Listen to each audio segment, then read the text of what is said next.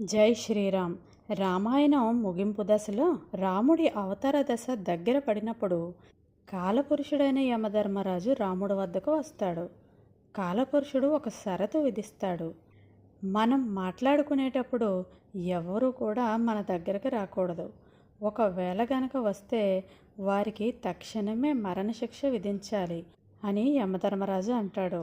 దానికి శ్రీరాముడు కూడా అంగీకరిస్తాడు. రాముడికి ప్రాణ సమానమైన లక్ష్మణుడిని కాపలాగా ఉంచుతాడు.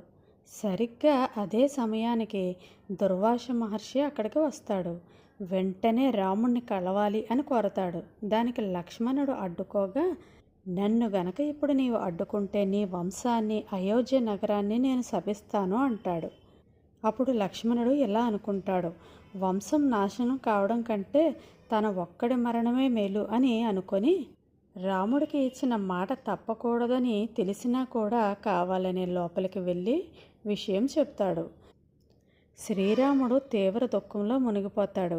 ఇచ్చిన మాట ప్రకారం శిక్షించలేక, అలాగే వదిలిపెట్టలేక సతమతమవుతాడు.